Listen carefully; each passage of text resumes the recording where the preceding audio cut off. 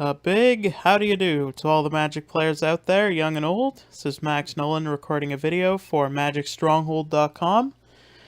Today we're going to be talking about Modern for the first time, which is really exciting. I think Modern is the most exciting format right now. Just the diversity and the potential for building new decks. It's all really cool.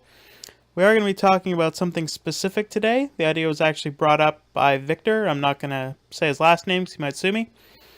And it's an idea I really think I should have thought of myself, that I would do a local metagame analysis. And the reason why I wish I had thought this was I love doing that. I've been historically really good at it.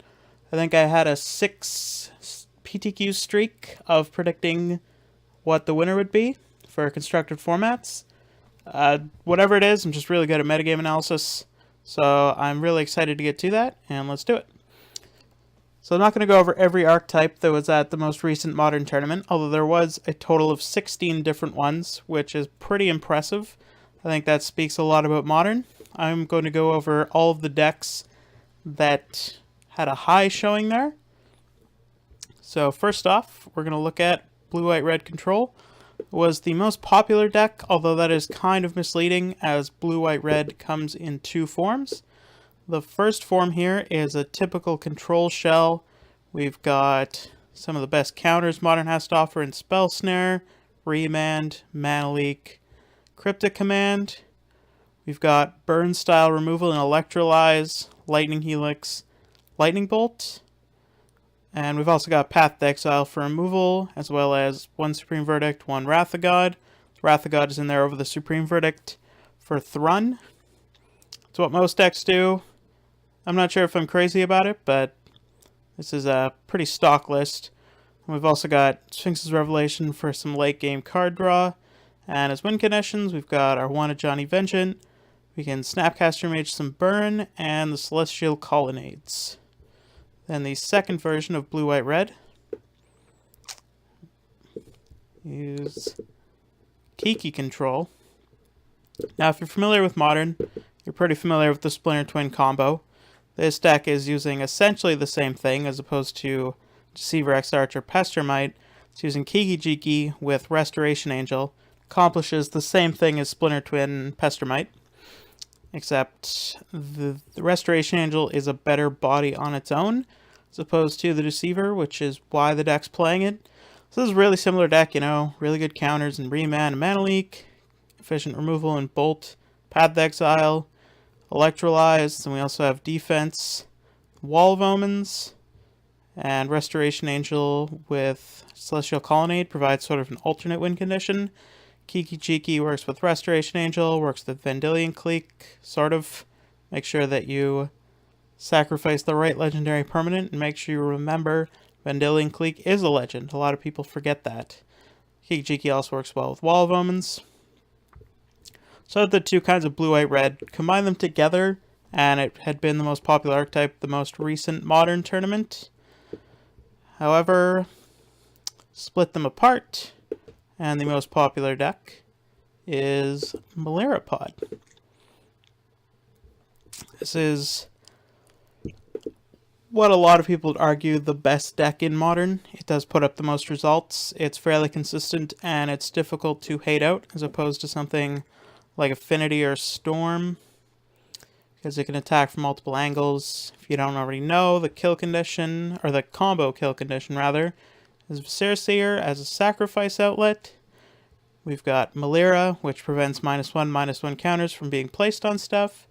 And then Kitchen Finks or Murderous Redcap, which have Persist, which means they'll come back with a -1/-1 counter when you sacrifice it. But it can't get -1/-1 counters on it. So when you sacrifice it, it comes back. Nothing on it.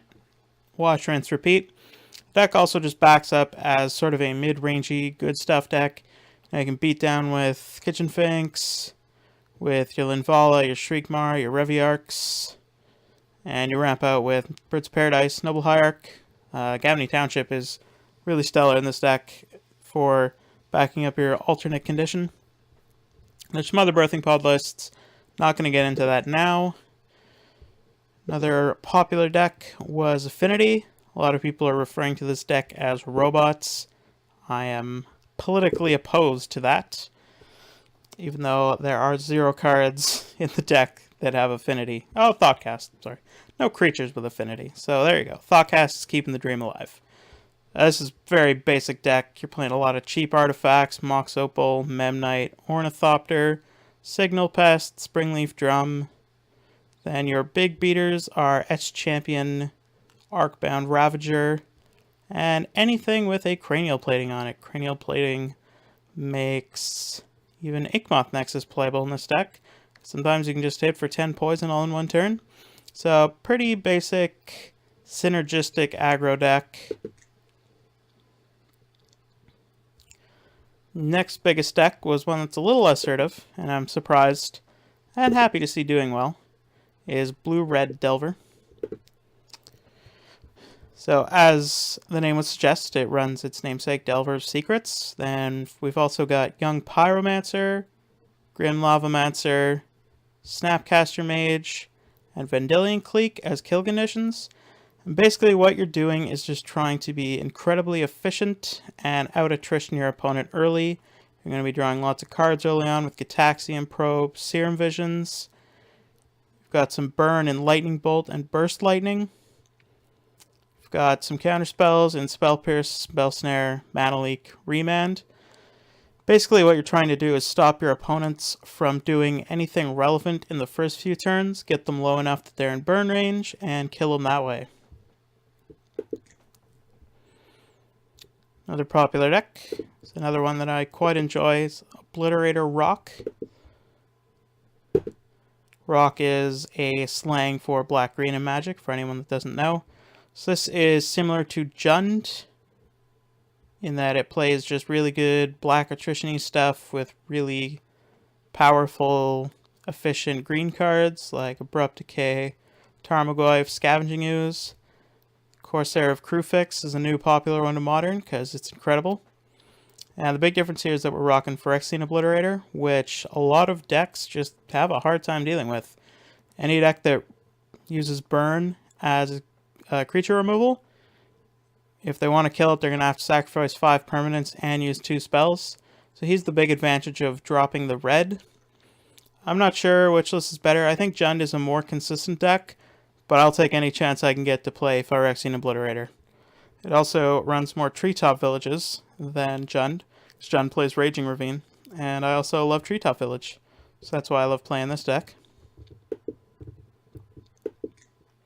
And finally, the deck that's won the most recent Modern Grand Prix and won the most recent Modern Tournament here, Scapeshift.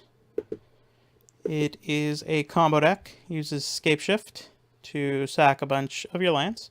Then you get out Valakut, which triggers off the 6 mountains you're going to be getting and deals 21 damage to your opponent. Backs this up with some remands, some Izzet Charms to counter. Also got some cryptic commands. We've got some ramp in Search for Tomorrow and Sakura. Some all-around efficiency with Snapcaster Mage and Repeal. And it's a pretty solid combo deck. Not enough people give it the respect it deserves, so a lot of people aren't packing enough hate for it, so it's a great choice. So that summarizes the big chunk of the local metagame.